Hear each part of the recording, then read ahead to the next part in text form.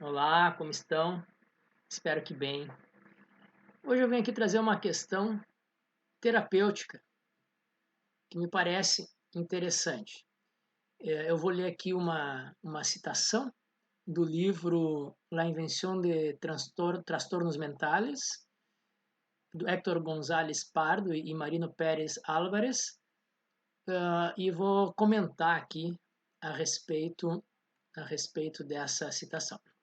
Eles dizem o seguinte: o debate um grande debate em psicoterapia coloca-se, como se viu, sobre se o efeito terapêutico se deve às técnicas específicas que se aplicam ou se deve antes às relações interpessoais que se estabelecem no processo da terapia. A questão não é se os tratamentos psicológicos são eficazes ou não. Eles são. A questão seria, no mínimo, se todos os tratamentos são igualmente eficazes ou alguns são mais eficazes para certos distúrbios. Se todos são igualmente eficazes, entende-se que se deve à relação terapêutica que todos teriam em comum. Se alguns são mais eficazes do que outros, entende-se que é devido às técnicas específicas. Então, simplificando ao máximo, eis o debate: técnicas ou relações. E aí é uma questão muito interessante, né? Porque aqui há quase que uma dicotomia, né? O que funciona na terapia? Eu tenho um vídeo lá, né? Que eu digo que a terapia funciona, ou pelo menos teria que funcionar. A terapia funciona, não é uma coisa, embora na filosofia clínica seja altamente subjetiva, porque aceita o sujeito da maneira como ele aparece, ela tem que funcionar, tem que ter um objetivo terapêutico, ele tem que ser alcançado, tem que ser o partilhante, a pessoa que faz a terapia com a filosofia clínica, tem que sair satisfeito com o resultado dessa terapia. Bom, e aqui então parte do princípio que a terapia também funciona, as psicoterapias e todas as outras. A pergunta é, ela funciona por quê? As técnicas de diferentes terapias psicológicas, outras terapias, que funcionam, ou funciona simplesmente porque o importante é a relação terapêutica, ou, em outras palavras, nas palavras da psicologia, psicoterapia, o que cura, entre aspas, é o vínculo. Bom, obviamente, na filosofia clínica, eu falo bastante isso, há uma metodologia, um caminho a ser percorrido metodologicamente, há um caminho estabelecido, uma forma de realizar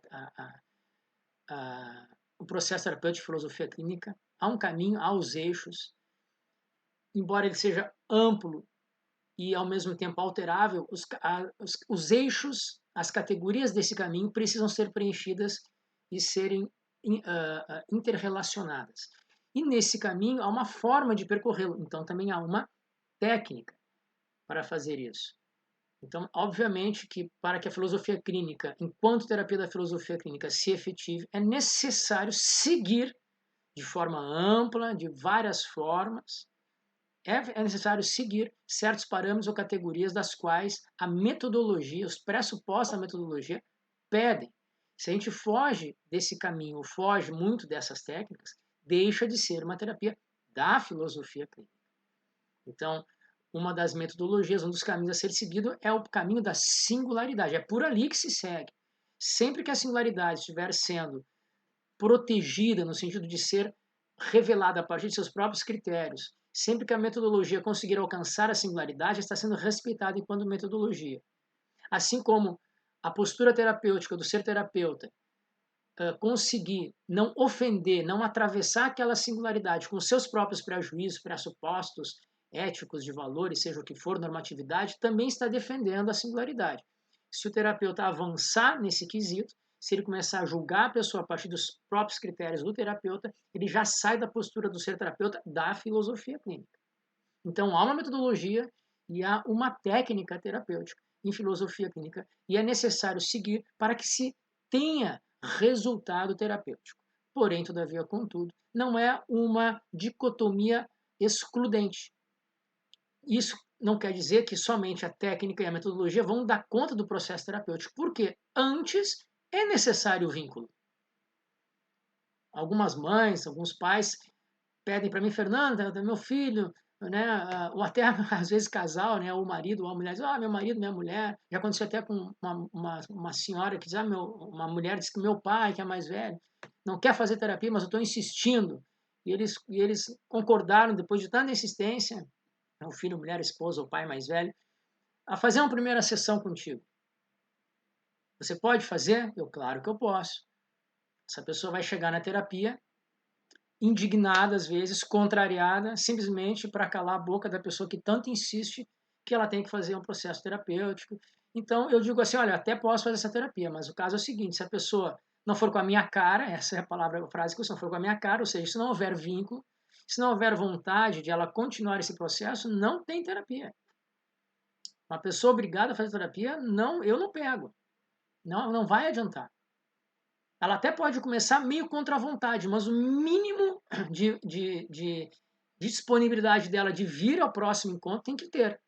O mínimo já é o suficiente, mas sem nenhuma não vai criar vínculo. Se a pessoa for com a minha cara, se ela não tiver empatia, seja o nome que a gente quiser dar para isso, não há terapia. Então, obviamente, que o processo terapêutico requer o vínculo. Há que ter o que a gente chama, na filosofia clínica, de construção compartilhada. E para isso, nós temos que qualificar a relação terapêutica. E essa qualificação é compartilhada. Tanto eu não posso pegar um partilhante para fazer um processo terapêutico do qual eu não gosto de trabalhar com crianças, com adolescentes, com idosos, então não pega. Não pega. A gente aconselha a não pegar. Porque o vínculo já está estremecido e você é o profissional. Você pode estar contaminando o processo metodológico e técnico da terapia. Não vai funcionar se não houver vínculo. Mas também se houver vínculo, se houver uma empatia, isso acontece muito também. A pessoa se empolga com um vínculo e sai da metodologia, avança em outras áreas que não são da filosofia clínica, não é mais filosofia clínica, ele é outro tipo de relação terapêutica, se é que é terapêutica já.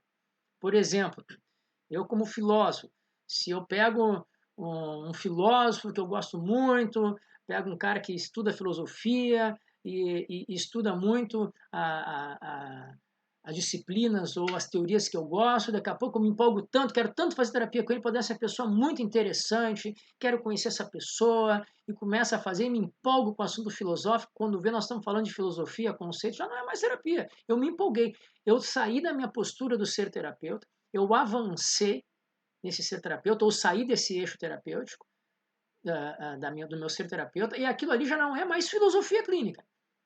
Pode ser outro tipo de aconselhamento filosófico, uma conversa entre amigos, que o outro até vai levar coisas interessantes, mas filosofia clínica tem uma metodologia, uma técnica, uma certa postura terapêutica. Saindo disso, não é mais filosofia clínica.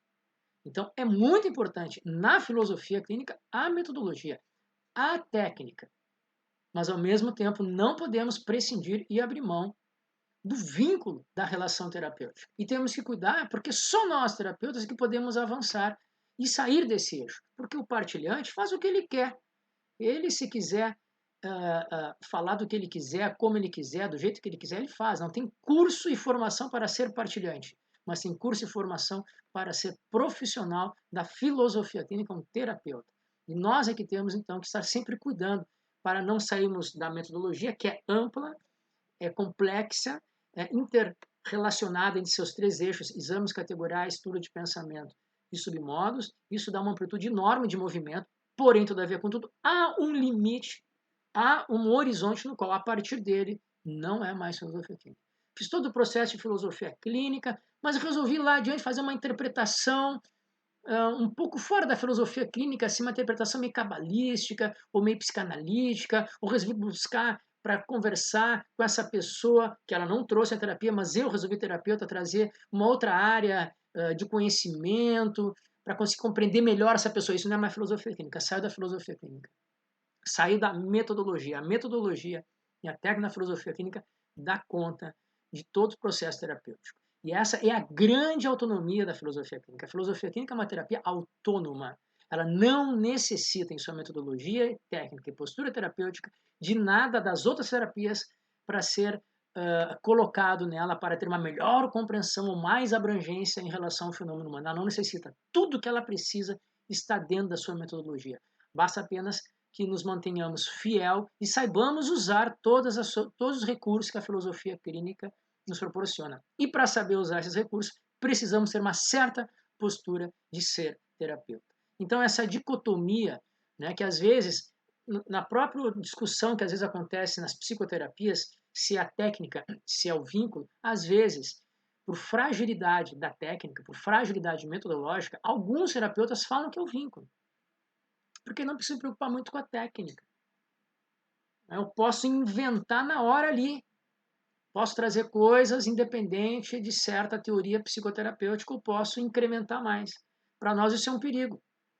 É necessário estar dentro da metodologia, da técnica, da filosofia clínica.